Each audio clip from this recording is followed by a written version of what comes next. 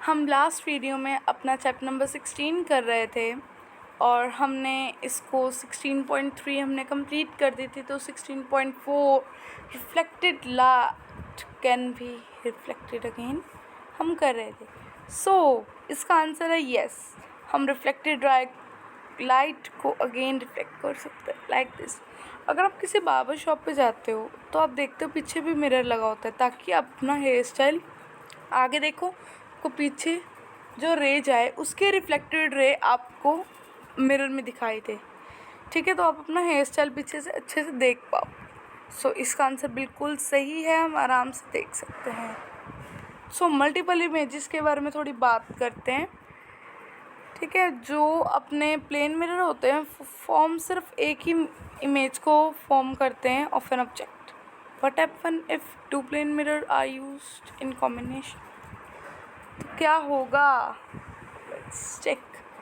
आपको एक ही चीज़ की डिफरेंट लगभग 4 से 5 देखो ना। अगर आप किसी मॉल में जा रहे हो तो वहाँ पे जो ट्राई रूम होता है ना उसके अंदर 3 एक साथ मिरर लगते हो।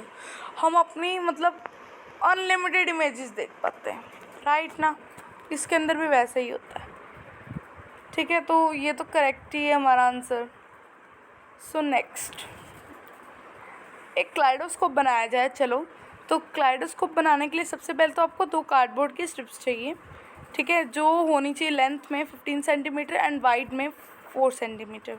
ठीक है, तो आपको उनको ज्वाइन करना है एक प्रिज्म की शेप की तरह। ठीक है, और देन उसके अंदर आपने चार्ट पेपर लगा अच्छे थिक चार्ट पेपर सा करके उसको, ठीक है, फिर उसको एक कार्डबोर्ड के रोल में डाल देना है जो उससे थोड़ा सा बड़ा हो। ठीक है, देन द क्लाइडोस्कोप में आपने मिरर्स लगा दिए। ठीक है, क्लाइडोस्कोप में ये साइज़ के मिरर्स उसके अंदर लगा के कुछ इस तरह से उसमें बंद कर दीजिए। फिर एक साइड में आप थोड़े से क्रिस्टल्स डाल दीजिए ट्रांसपेरेंट पेपर लगा के। देन आप देखोगे कि अब उसको शेक करो, देखोगे कि एक इमेज बार बार दिखाई देती है। तो एक क्लाइडोस्कोप एक जादुई चीज़ है, समझ लीजिए जादू ही है, जिसके अंदर कभी भी एक ही चीज़ रिपीट नहीं होती, एक ही डिज़ाइन दोबारा नहीं दिखेगा। ये बहुत सारे आर्टिस्ट के द्वारा यूज़ किया जाता है टू मेक, जैसे वॉलपेपर्स के ऊपर डिज़ाइन बनाने के लिए और अपने जो होते नहीं कपड़ों पे डिज़ाइन बनाने के लिए एक्सेट्रा।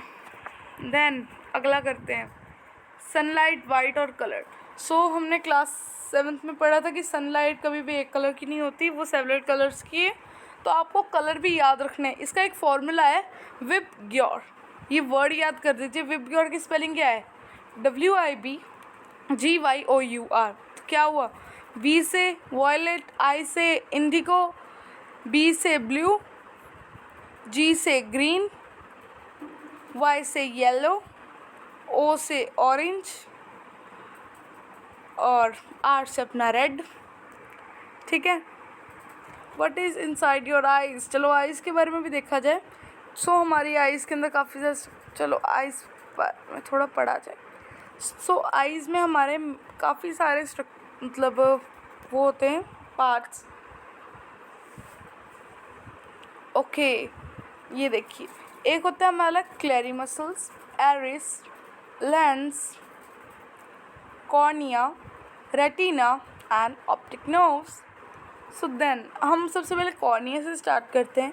जो कॉर्निया है वो एक डार्क मस्कुलर स्ट्रक्चर है जिसको हम इरिस भी कहते हैं। ठीक है, in the iris there is a small opening called the pupil. ठीक है, ये एक स्मॉल ओपनिंग, ये देखिए इरिस है, इसमें एक स्मॉल सी ओपनिंग है यहाँ पे, ये देखिए, इसको हम कहते हैं पुपिल। देन ठीक है, जो पुपिल है वो कंट्रोल किया जाता है by iris. The iris is that part of eye which give it its distinctive colour.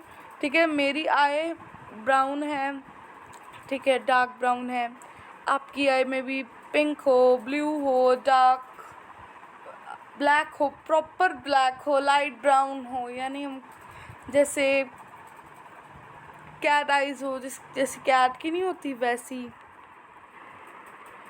ठीक है। तो ये सब कुछ हमारा एरे से कंट्रोल करता है। सो देन आगे पढ़ते हैं।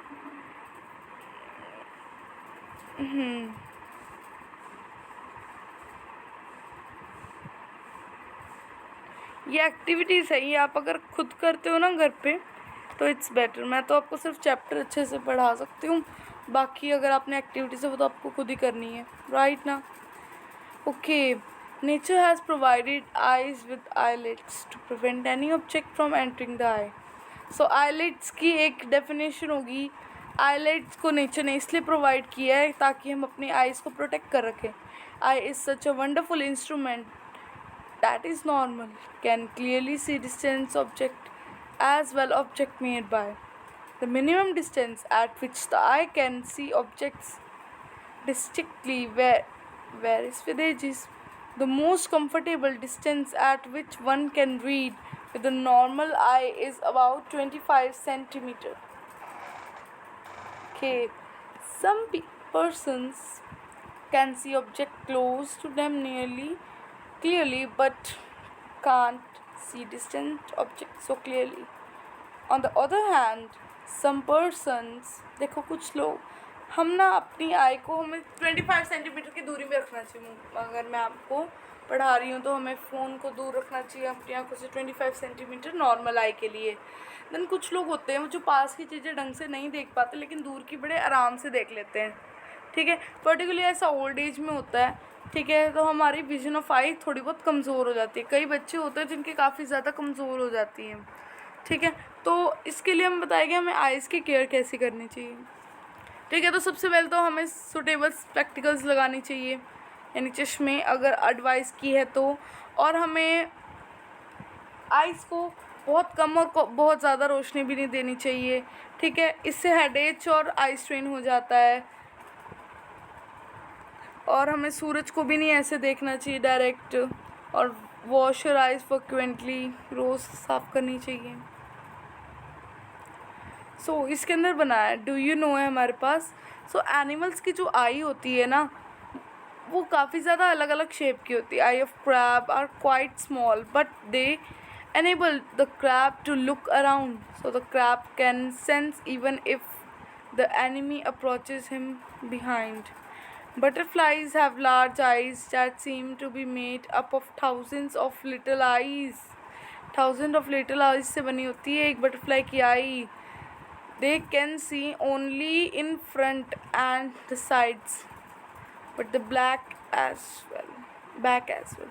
वो पीछे भी देख सकते हैं, ठीक है। A night bird owl can see very well in the night but not during the day. On the other hand, daylight birds, ठीक है, जैसे kite और eagle can see well during the day but not in the night. The owl has a large cornea, उसके पास बहुत बड़ा cornea है, and a large pupil to allow more light in its eye. Also, it has on its retina a large number of rods and only a few cones. The day bird, on the other hand, have more cones and fewer rods, ठीक है। So then एक बार तो इतना ही बहुत है, ठीक है। अगली वीडियो में हम थोड़ा और करेंगे। हम ये चैप्टर ना थोड़ा धीरे धीरे करते हैं क्योंकि काफ़ी ज़्यादा इम्पोर्टेंट चैप्टर ही आपके आगे जाके भी काफ़ी काम आने वाला है, ठीक है। तो इस चैप्टर को तो हम काफ़ी ज़्यादा धीरे धीरे इन डिटेल में अच्छे से पढ़ेंगे, बिल्कुल ना क्लियरली हम इस चैप्टर को अच्छे से पढ़ेंगे। बिल्कुल एक एक पॉइंट को ना अच्छे से नोट करके पढ़ेंगे ताकि जो हमें चैप्टर है वो काफ़ी ज़्यादा अच्छे से समझ आ जाए। So please subscribe my channel. Bye bye for now. और बेल आइकन को प्रेस कर देना अगर नोटिफिकेशन चाहिए, और कमेंट तो ज़रूर ही कर देना अगर वीडियो अच्छी लगी तो। Bye bye for now.